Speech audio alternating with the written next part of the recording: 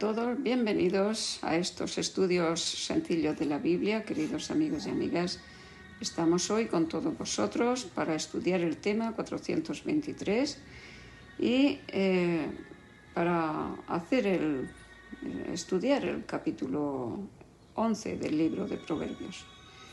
Y como cada día, pues tenemos a Francisco que nos dirige la palabra. Adelante, Francisco. Bueno, y con la Biblia preparada en el libro de Proverbios y en el capítulo 11, que es el que vamos a estudiar, en el cual Salomón hace de portavoz del Señor, dándole a él, a Salomón y a nosotros, consejos sobre la honestidad que debe reflejar su pueblo. Temas parecidos ya hemos estudiado, pero Salomón siempre emplea diferentes puntos de vista para que se nos quede grabado el mensaje.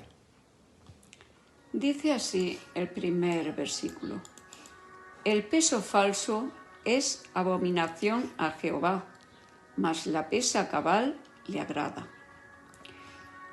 El empleo de cualquier tipo de pesos falsos y medidas adulteradas es un robo contra el cual Dios ha dado muchas advertencias. Este robo afecta más a los pobres porque sus recursos son muy pocos. En aquella época se usaban piedras como pesas y muchos comerciantes tenían dos juegos de pesas. Para comprar usaban las más pesadas y para vender la de peso menor. En el siglo pasado los pesos eran un tipo de balanzas y las pesas eran de hierro.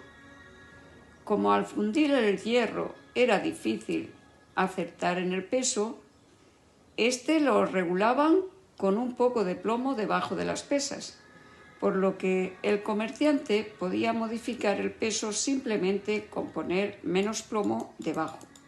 Y las personas, sobre todo las más humildes, no se detenían a investigar si era correcto o no correcto.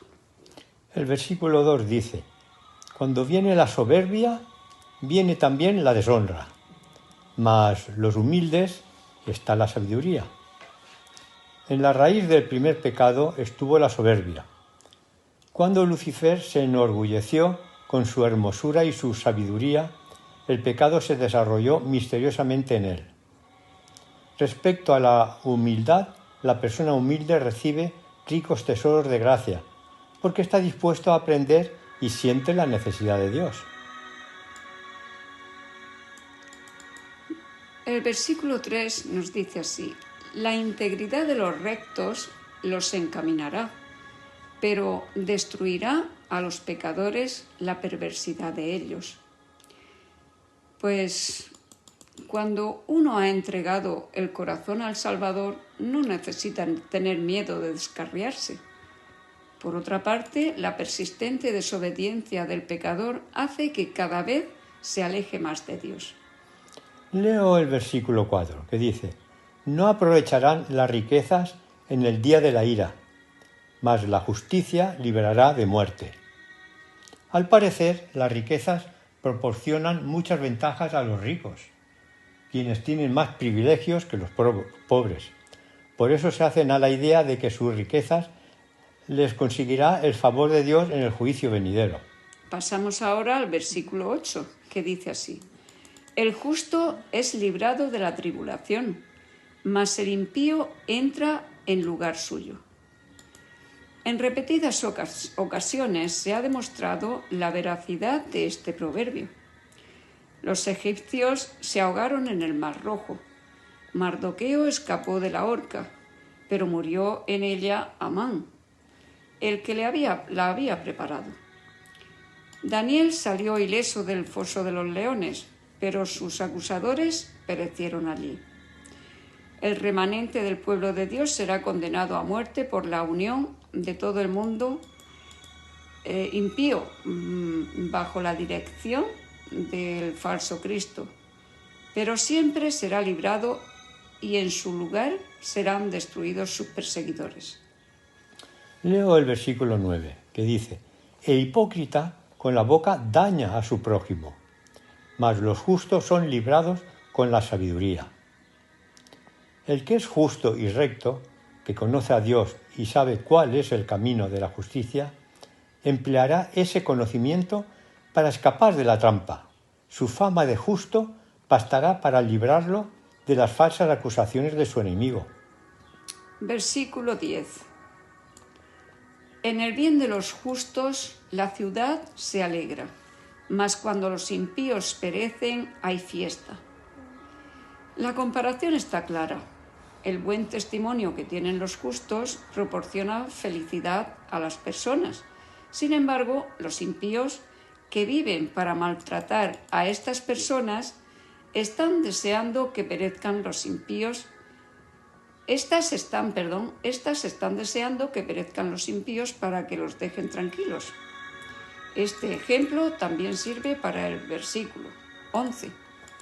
Leo el versículo 13, que dice: el que anda en chismes descubre el secreto, mas el de espíritu fiel lo guarda todo.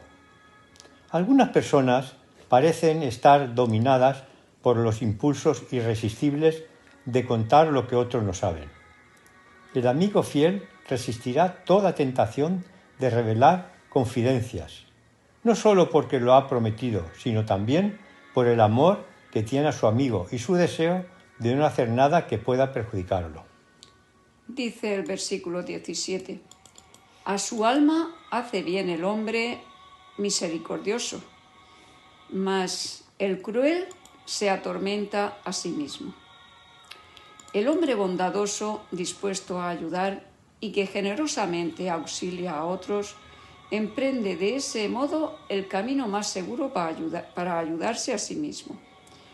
Un acto cruel despierta crueldad en otros, y una acción bondadosa originará la amistosa cooperación de los que recibieron ayuda. Versículo 18. El impío hace obra falsa, mas el que siembra justicia tendrá galardón firme. El impío piensa que de sus malas acciones va a obtener una recompensa que valga la pena, pero acaba con una retribución muy diferente.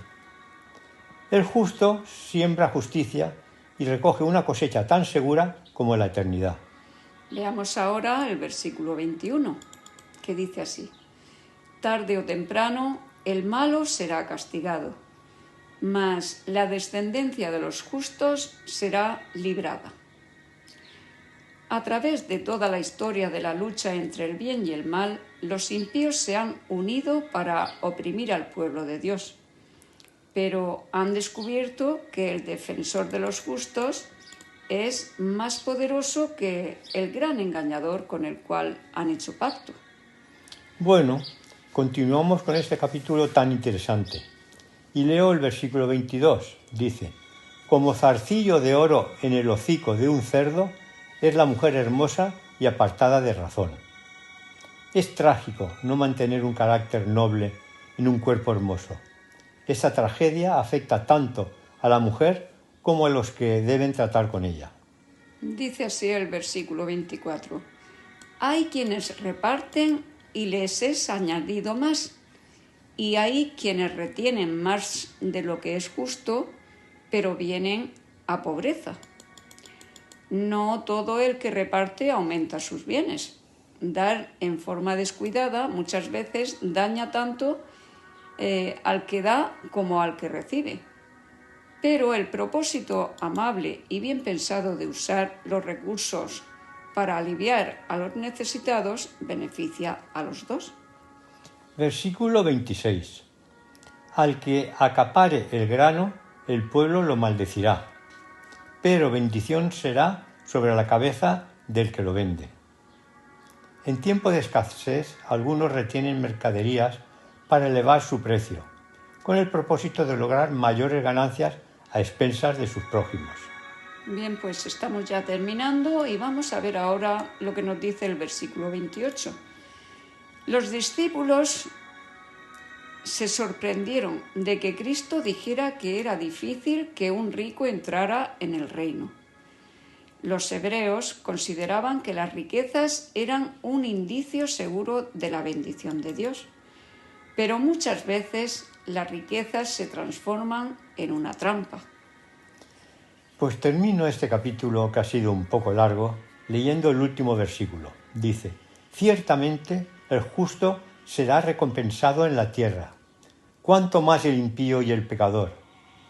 Dice Primera de Pedro 4:18: si los justos apenas se salvan, ¿dónde aparecerá el impío y el pecador?